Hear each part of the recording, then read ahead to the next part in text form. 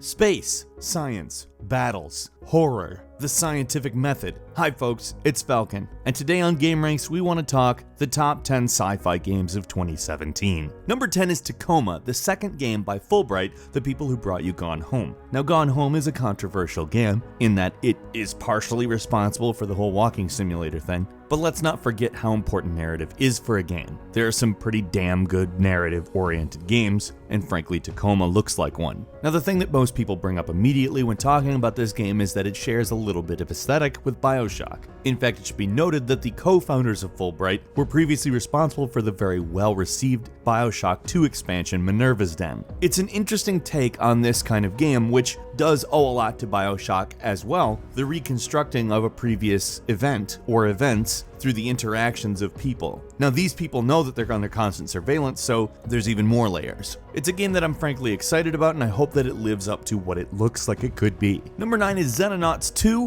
which rather than being a direct sequel to the previous Xenonauts, takes place in an alternate timeline during the Cold War. It's a pure turn-based tactics game that has thankfully gone full 3D. It doesn't totally abandon its sense of style, it's still a top-down shooter, but it just looks a tiny bit more modern. The original was pretty solid. It's a game that's a lot more similar to the old XCOM games than the newer XCOM games are, but they don't rely entirely on nostalgia. It's obviously developing with the 3D graphics, and I look forward to it. Number 8 is Endless Space 2, which is a really cinematic and cool 4X space strategy game that's currently in early access, but the full release is just days away. It's kind of hard to imagine a better 4X game, to be honest with you. If you've played the early access, you know it's really just like a primo game. It's complex, it's got gorgeous graphics, and everything from the sound design to the music to just the cinematic way the battles take place in. I just have nothing to complain about with this game. People who like 4X are probably gonna like this one, and I look forward to the full game. Number 7 is Star Wars Battlefront 2, which, what can I say? I did it before you buy on the original game, and I love Battlefront. However, there were a few things that I did have issues with. If they actually deliver what they're saying, those issues have been addressed. For one, there is a single-player campaign in Star Wars Battlefront 2, and I am stoked about that. Second, and most importantly, this game is supposedly 3 times bigger than the original DICE Star Wars Battlefront. Now what does that mean? That means my chief complaint about the first game is addressed. Frankly, I enjoyed the hell out of the gameplay in Battlefront 1. It was pretty much exactly what I wanted out of it, but my main complaints, not enough content, no single player mode that's worth playing. Now we got a campaign, a new story, a full freaking campaign, and it's 3 times the size of the previous game. I don't know how they could mess it up.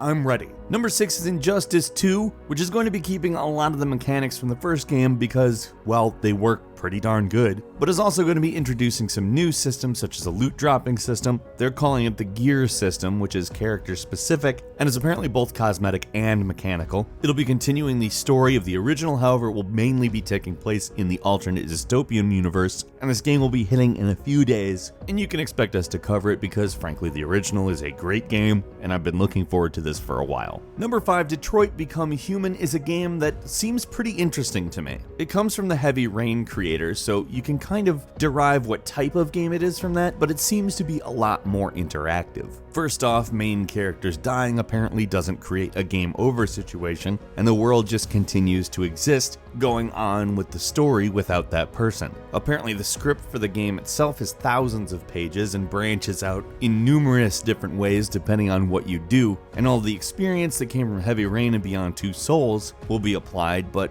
there is a different element to it in that in a lot of ways it kind of reminds you of Blade Runner, which is, you know, awesome. Number 4 is Destiny 2, which takes place a year after the events of Destiny Rise of Iron, and let's go ahead and be honest, over the time Destiny has existed, it's gone from a WTF game to a pretty darn good game. Now that doesn't mean that this is automatically going to be a great game, but it certainly looks like it is shaping up to be. As they've honed the gameplay of Destiny, they've also honed exactly what it is they want Destiny to be, and because of that, Destiny 2 appears to be a step forward as well as kind of a reset button in some ways. If the base game of Destiny 2 is as good, or hopefully better, than the expansions made the original Destiny, I think we're in business. Number 3 is Prey from Arcane Studios, a reimagining of the original game from 2006, this version of Prey is pretty wild. It's got a lot of the cool Dishonored stuff, as well as mimics the whole System Shock setup in more than a few ways. It's also going to hit you with some BioShock vibes, which why wouldn't it if it's going to be a System Shock successor? It pretty much plays to the strengths that Arcane Studios has. They really know what they're doing. I love Dishonored. I love this game. There's some stuff that's a little predictable in the story, and I don't honestly care a lot. The game's great. Number 2 is NieR Automata, which is everything that a game should be. It's thrilling, it's beautiful, it's got great sound, it's weird, and it's made by Platinum Games. Not entirely by Platinum Games, but they pretty much did all the mechanics to it. And it shows. But it also has a lot of the Square Enix stuff that you might or might not expect out of it, and it goes ahead and does something that is extra weird. You see, you have to beat it on all 5 different endings to actually have beaten it. Take that for what you will. This is such a fun game. It's so many different types of games wrapped up into one seamless experience that really just plain works. If you like video games, if you love video games, this is a must play. And finally, number 1 is Horizon Zero Dawn, which is pretty much the best open world game. It's also obviously one of the coolest sci-fi games because of its unique, different take on what it is. It takes place very far into the future. However, you're fighting dinosaurs. However, they're robots. And while there are some minor problems with both the game and its aesthetics, it also manages to be trying so hard to be so good and succeeding at it that a great deal of this is quite forgivable. Now, I could describe it as pretty much like every other open world game. However, that doesn't do it justice because it's probably one of the only ones that takes all of the formulaic stuff and makes it actually interesting. It's a great game, highly recommended. They just patched it. It's got a bunch of goofy stuff in the patch. I just recommend it. It's a great game. Few bonus titles for you. First, Dawn of Andromeda, which is a real-time 4X space strategy. It's labeled as accessible, but don't let that fool you. It is a complex and immersive experience. PAMELA, an open-world survival horror game in a fallen utopian city that manages to be tense as well as personality-driven. NieR, which I kind of think seems like what No Man's Sky thought it might be, as well as a dash of Minecraft thrown in. The Surge, which I have to say is a pretty sweet sci-fi entry to the whole Souls-style game.